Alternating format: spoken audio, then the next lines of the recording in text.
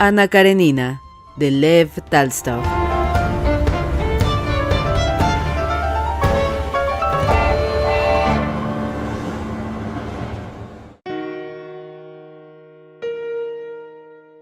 Desde que Alexei Alejandrovich comprendió por las palabras de Betsy y Oblonsky que lo que se exigía de él era que dejase tranquila a su mujer y no le importunara con su presencia, cosa que también ella deseaba, se sintió tan anonadado que nada pudo decir por sí mismo. Él no sabía lo que quería y, entregándose en manos de los que tanto placer hallaban en organizar sus asuntos, aceptaba cuanto le proponían. Únicamente cuando Ana se fue de casa y la inglesa envió a preguntarle si ella debía comer con él o sola, comprendió su situación por primera vez y se horrorizó. Lo que era peor en su situación es que en modo alguno podía unir y relacionar lo pasado con lo que ahora sucedía.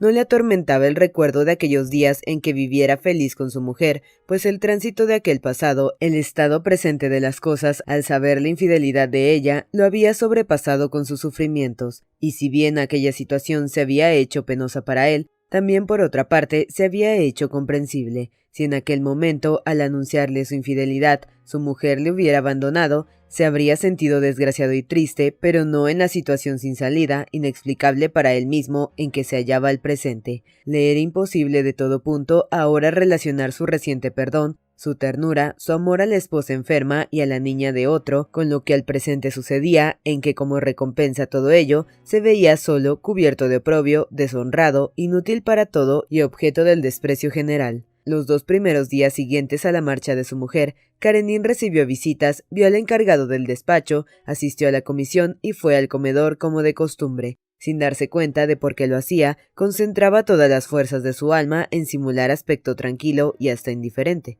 Contestando a las preguntas del servicio sobre el destino que debía darse a los efectos y habitaciones de Ana, Alexei Alejandrovich se esforzaba en afectar la actitud de un hombre para quien lo sucedido no tenía nada de imprevisto ni salía en nada de la órbita de los sucesos corrientes, y preciso es confesar que lo lograba. Nadie pudo descubrir en él el menor síntoma de desesperación. Al día siguiente de la marcha de Ana, cuando Corny le presentó la cuenta de un almacén de modas que ella olvidara pagar, anunciándole que estaba allí el encargado, Alexei Alejandrovich dio orden de hacerle pasar. «Perdone, excelencia, que me permita molestarle, pero si debo dirigirme a su señora esposa, le ruego me dé su dirección». Karenin quedó pensativo, así le pareció al menos al encargado, y de pronto, volviéndose, se sentó a la mesa, permaneció un rato en la misma actitud, con la cabeza entre las manos, probó a hablar repetidas veces, pero no lo consiguió. Comprendiendo los sentimientos de su señor, Corny rogó al encargado que volviera otro día. Una vez solo, Karenin se dio cuenta de que le faltaban las fuerzas para seguir mostrándose firme y tranquilo como se había propuesto. Dio orden de desenganchar el coche que le esperaba, dijo que no recibiría a nadie y no salió a comer. Reconocía que era imposible soportar la presión del desprecio general, la animosidad que leía en el rostro del encargado de la tienda, de Corny y de todos sin excepción de cuantos se encontraba desde hacía 2 días.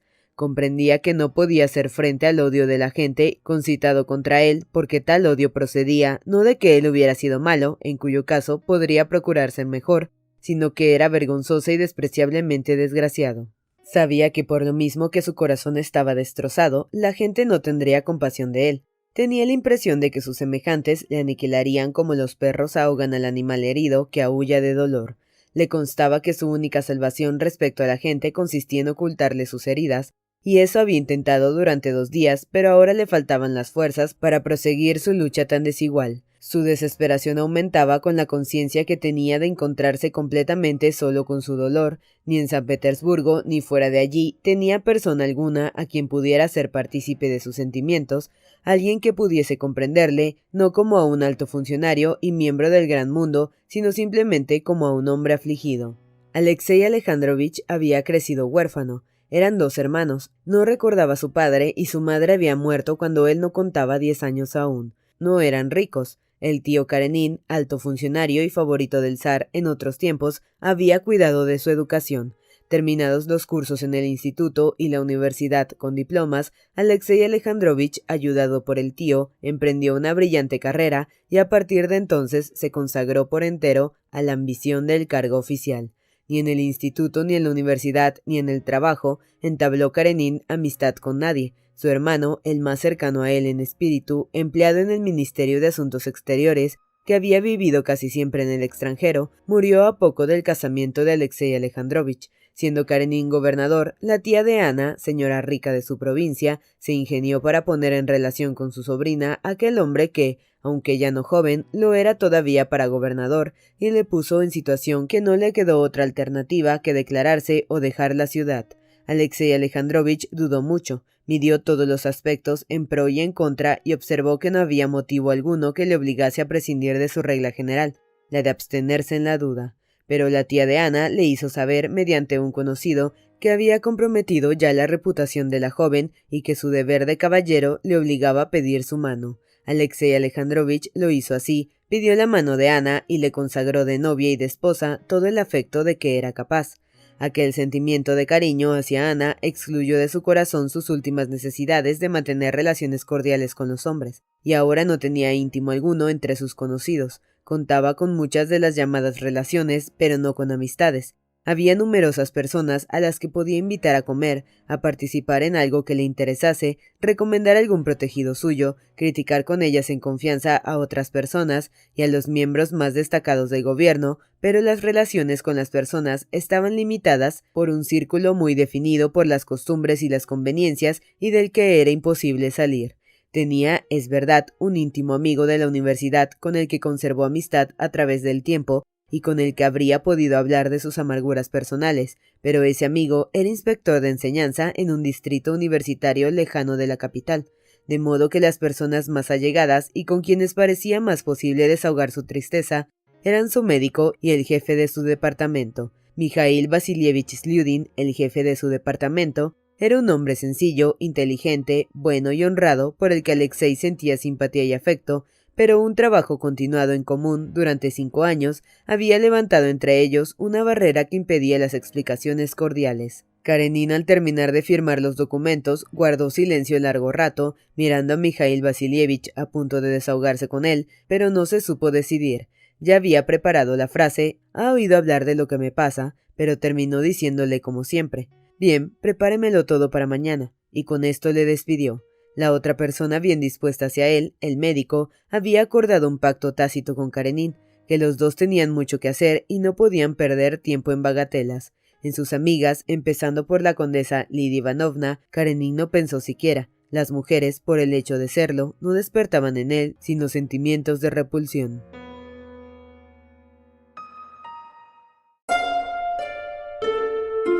Karenin no olvidaba a la condesa Lidia Ivanovna, pero ella no se olvidaba de él, y en aquel momento de terrible desesperación y soledad, acudió a casa de Alexei Alejandrovich y entró en su despacho sin hacerse anunciar. Le encontró sentado con la cabeza entre las manos.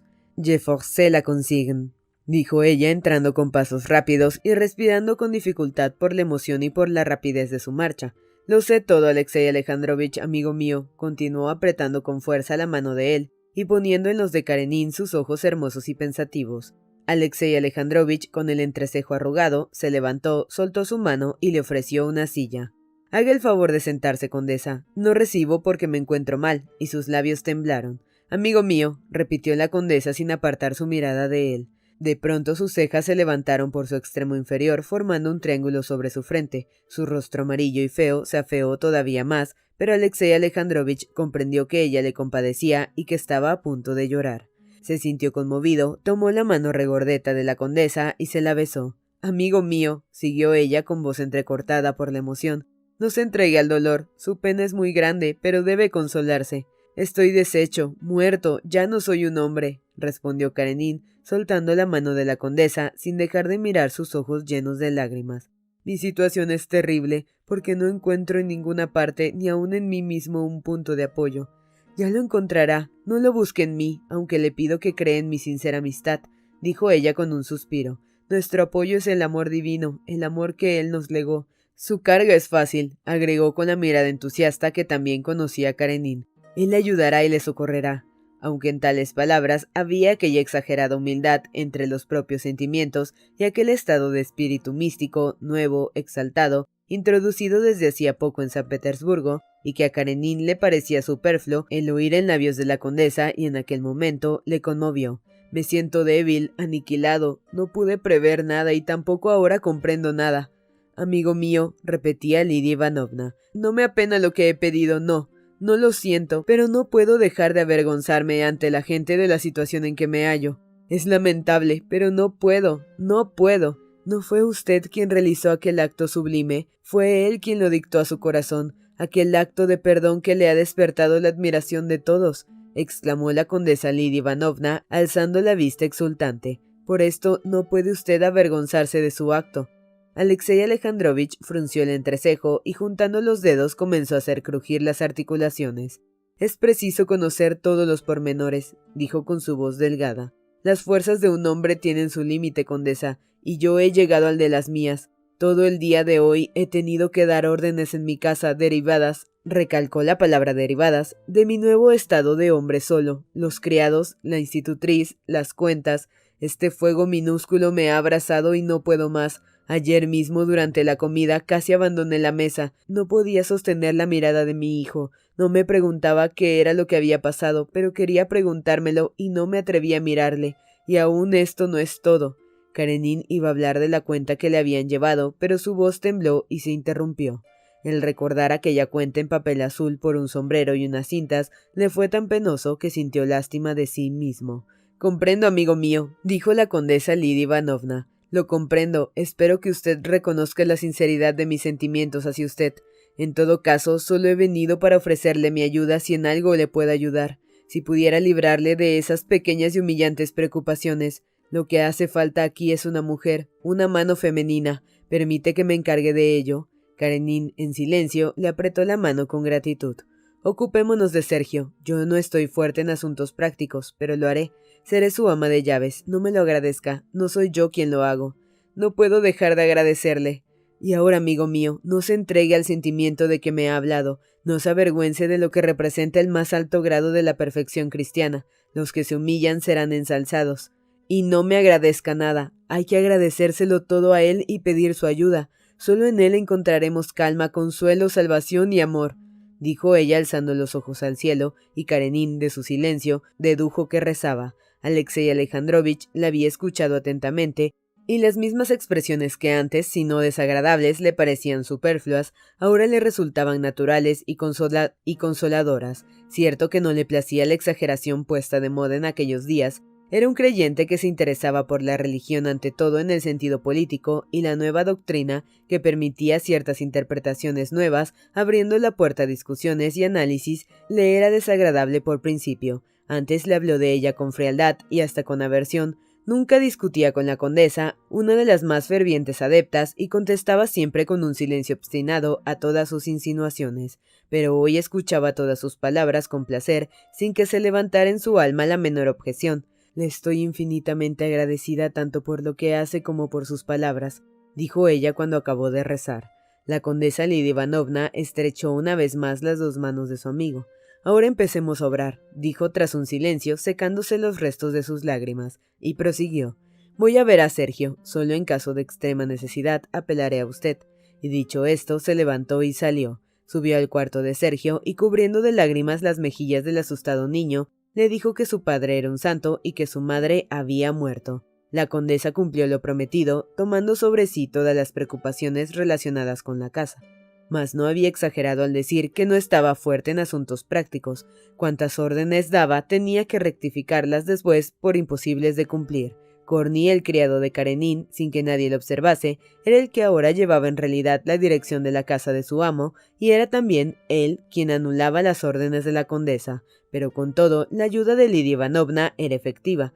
Dio un apoyo moral a Alexei Alejandrovich en la conciencia del cariño y el respeto que sentía por él, y sobre todo en el hecho de que ella le hubiese convertido de creyente frío e indiferente a un adepto de la nueva doctrina cristiana tan en boga últimamente en San Petersburgo, lo que le proporcionaba un gran consuelo. La conversión no fue nada difícil, ya que él, como Lidia Ivanovna y otros que compartían tales ideas, carecían por completo de profundidad de imaginación, facultad en virtud de la cual las mismas representaciones de la imaginación exigen para hacerse aceptar una cierta verosimilitud. No le parecía imposible y absurdo que la muerte eterna, existente para los incrédulos, no existiera para él, y que una vez poseedor de la fe completa, de la que él mismo era juez, su alma se hallase libre de pecado y tuviese aún en vida la certeza de la salvación.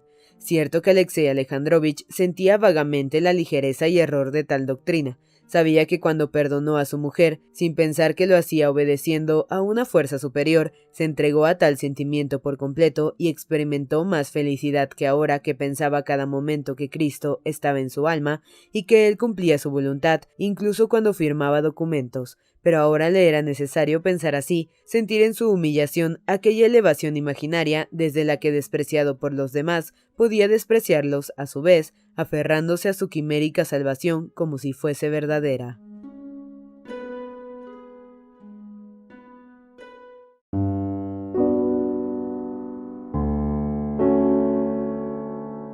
A la condesa Lidia Ivanovna la habían casado con un hombre rico, noble, más bueno que noble y más libertino que bueno. Ella era entonces una muchacha muy joven aún y de naturaleza exaltada. Al segundo mes, su marido la dejó, respondiendo a sus efusiones de ternura con la burla y hasta muchas veces con una hostilidad que los que conocían el buen corazón del conde y no veían defecto alguno en el carácter entusiasta de Lidia, no podían comprender. Desde entonces, aunque no divorciados, vivían aparte, y cuando el marido hallaba a su mujer, la trataba con una emponzoñada ironía cuya causa era difícil de comprender. Hacía tiempo que la condesa había dejado de amar a su marido, pero desde entonces siempre había estado enamorada de alguien. Con frecuencia estaba enamorada de varias personas a la vez, tanto de hombres como de mujeres, generalmente de los que destacaban por una determinada actividad.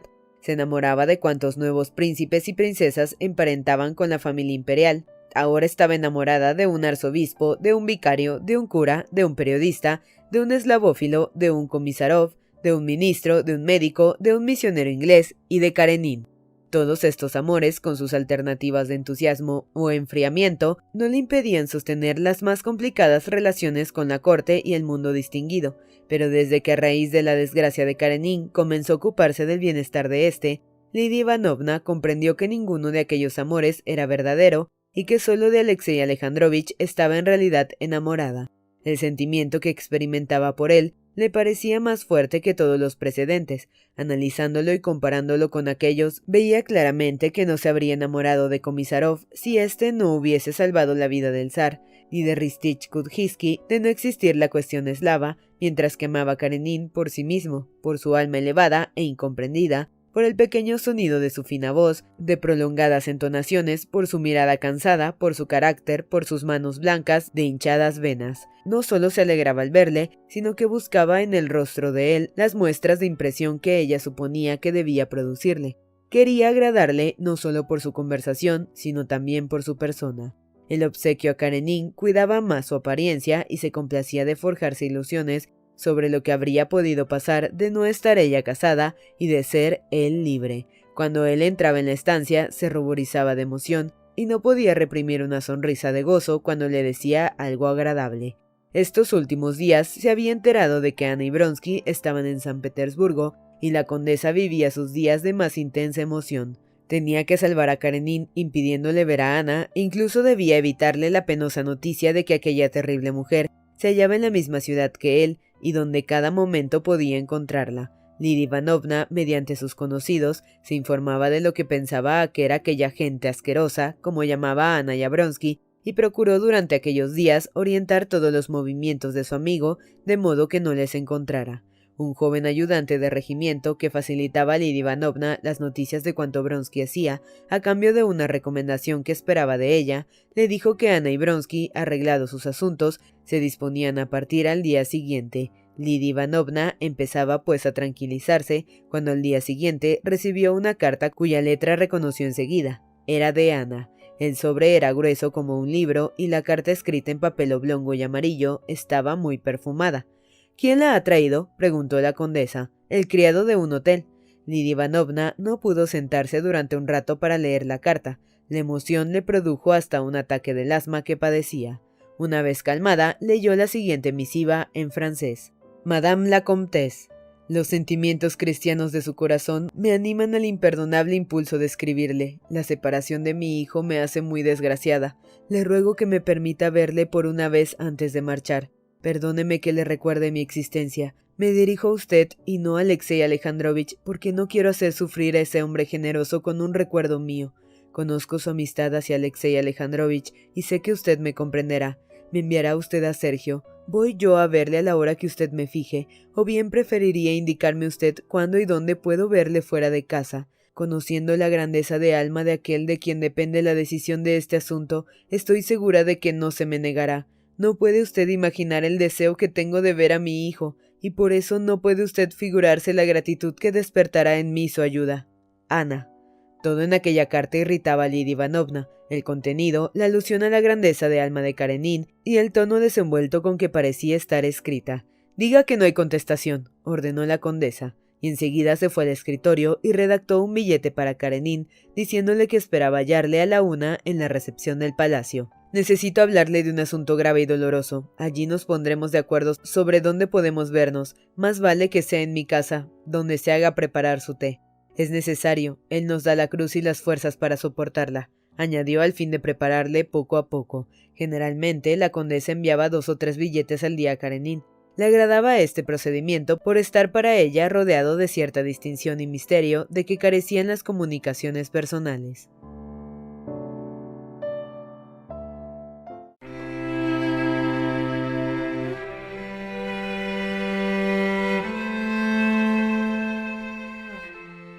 La recepción del palacio había terminado. Al marchar, todos comentaban las últimas noticias, los honores otorgados y los cambios de destino de varios altos funcionarios. ¿Qué diría usted si a la condesa María Borivsna le hubieran dado el Ministerio de la Guerra y nombrado jefe de Estado Mayor a la princesa Batkovskaya? Decía un anciano de uniforme bordado en oro a una dama de honor, alta y bella, que le preguntaba por los nuevos nombramientos. «Que en ese caso me habrían debido de nombrar a mí ayudante de regimiento», repuso sonriendo la dama de honor. «Para usted hay otro destino, el Ministerio de Cultos, con Karenin como ayudante». Y el anciano saludó a un hombre que se acercaba. «Buenos días, príncipe. ¿Qué decían de Karenin?», preguntó el príncipe. «Que él y Putiakov han recibido la condecoración de Alejandro Nevsky. ¿No la tenía ya?». «No, mírenle», dijo el anciano, y mostró con su sombrero bordado a Karenin en uniforme de corte, con una nueva banda cruzada al hombro, que se había parado en una de las puertas de la sala con un alto miembro del Consejo Imperial. «Se siente feliz y satisfecho con una moneda nueva», añadió el anciano apretando la mano de un arrogante chambelán que llegaba. «Ha envejecido mucho», repuso el chambelán. «Las preocupaciones. Siempre está redactando proyectos. Ahora el desgraciado que atrapa no le suelta hasta habérselo explicado todo punto por punto. Dice que ha envejecido, claro, y fe de pasión. Creo que la condesa Lidia Ivanovna tiene ahora celos de su mujer. Vamos, no hable mal de Lidia Ivanovna. Es un mal que esté enamorada de Karenin. Es cierto que está aquí la Karenina. Aquí en el palacio no, pero sí en San Petersburgo. Le encontré con Bronsky en la calle Morskaya. Bradusos. «C'est un homme qui n'y a pas», contestó el chambelán, pero se detuvo para dejar paso y saludar a un personaje de la familia imperial. Mientras así hablaban de Karenin, criticándole y burlándose de él, cerrando el paso al miembro del Consejo Imperial de quien se había apoderado, no interrumpía ni por un momento la explicación de su proyecto financiero a fin de que no pudiese marcharse. Casi todos los días en que su mujer le dejó, a Karenin le sucedió lo peor que puede ocurrirle a un funcionario, el dejar de ascender en la escala de su ministerio. Era un hecho real y todos menos él veían claramente que su carrera había terminado. Fuera por su lucha con Stremov, por la desgracia sufrida con su mujer, o simplemente porque hubiese llegado al límite que había de alcanzar, aquel año era evidente para todos que no alcanzaría ya ningún ascenso en el servicio. Cierto que aún ocupaba un cargo elevado y que era miembro de muchos consejos y comisiones, pero se le consideraba un hombre acabado del que nadie esperaba nada ya.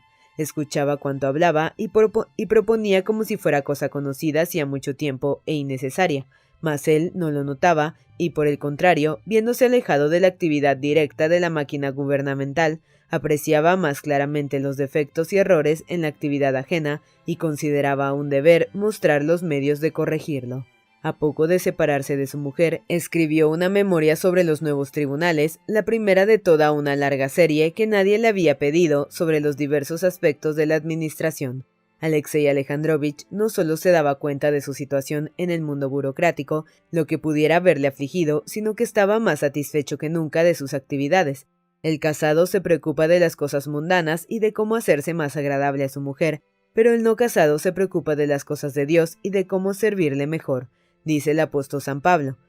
Alexei Alejandrovich, que ahora se guiaba en todo por la Santa Escritura, recordaba a menudo aquel texto. Le parecía que desde que le abandonara a su esposa, servía mejor que antes al Señor en todos sus proyectos. La evidente impaciencia que mostraba el miembro del consejo no le molestaba a Karenin, y no interrumpió sus explicaciones hasta que aquel, aprovechando que pasaba un miembro de la familia imperial, se le escapó. Una vez solo, Karenin bajó la cabeza, se absorbió en sus pensamientos y miró distraídamente a su alrededor. Luego se dirigió hacia donde esperaba hallar a Lidia Ivanovna. «¡Qué sanos están! ¡Qué fuertes están físicamente!», pensó Karenin mirando al chambelán de buen porte y bien peinadas patillas, y al príncipe de rojo cuello oprimido en el uniforme junto a los que debía pasar. «Con razón se dice que todo va mal en el mundo», se dijo mirando otra vez de reojo las piernas del chambelán, y moviendo los pies lentamente con su habitual aspecto de fatiga y dignidad, Alexei Alejandrovich saludó a aquellos dos hombres que hablaban de él y buscó con los ojos en la puerta a la condesa Lidia Ivanovna. «Alexei Alejandrovich», le dijo el anciano con un brillo maligno en los ojos cuando Karenin pasó ante él, y saludándole con una fría inclinación de cabeza. «Todavía no le he felicitado», y señaló la condecoración. «Gracias», contestó Karenin. «Hoy hace un día muy hermoso», y añadió subrayando como acostumbraba la expresión hermoso. Sabía que se burlaban de él, pero no esperaba de ellos otra cosa. Se mostraba perfectamente indiferente. Al ver los amarillentos hombros de Lidia Ivanovna emergiendo del corsé, la condesa llegaba en aquel instante a la puerta. Al ver sus hermosos ojos pensativos que le llamaban, Karenin sonrió, mostrando sus dientes blancos y fuertes, y se acercó a ella. Lidia Ivanovna, como siempre le sucedía últimamente, había tardado mucho en vestirse. El fin que perseguía, haciéndolo con tanto esmero, era ahora distinto del de 30 años atrás. Entonces lo que quería era embellecerse con lo que fuera y cuanto más mejor. Ahora, por el contrario, había de adornarse forzosamente de modo que no correspondía a sus años y aspecto, y debía por tanto preocuparse de que el contraste de su atavío con su apariencia no fuera demasiado ostensible. Por lo que toca a Karenin, lo había conseguido. Él no solo no lo notaba, sino que la encontraba incluso atractiva. Para Alexei Alejandrovich, la condesa era, en el mar de enemistad y burla que le rodeaba, la única isla de buena disposición y hasta de amor hacia él. A lo largo de toda una hilera de miradas irónicas, los ojos de Alexei Alejandrovich se dirigían a la enamorada mirada de ella con tanta naturalidad como una planta hacia la luz. «Le felicito», dijo ella indicándole la banda. Karenin, conteniendo una sonrisa de placer, se encogió de hombros y cerró los ojos, como dando a entender que tal cosa no le importaba. Sin embargo, la condesa sabía que él, aunque no lo confesara, hallaba en ello sus principales alegrías. «¿Cómo está nuestro ángel?», preguntó Lidia Ivanovna, aludiendo a Sergio.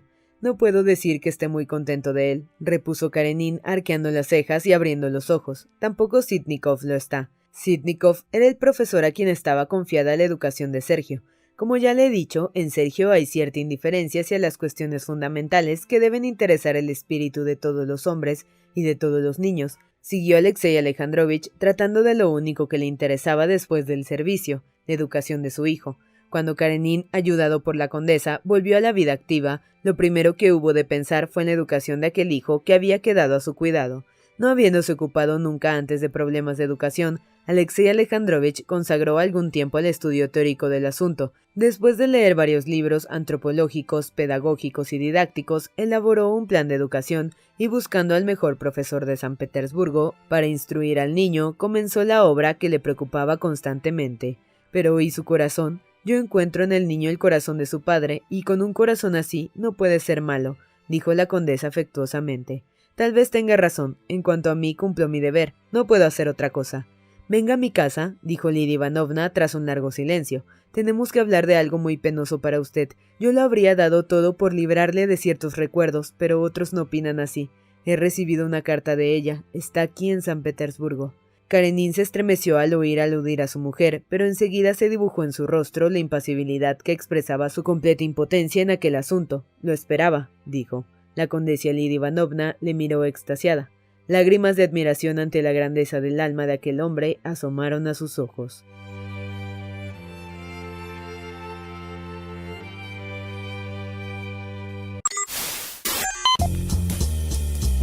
No te pierdas la continuación de esta historia. Capítulos todos los lunes, miércoles y viernes. ¡Suscríbete! El Cuentero, con historias para tus oídos.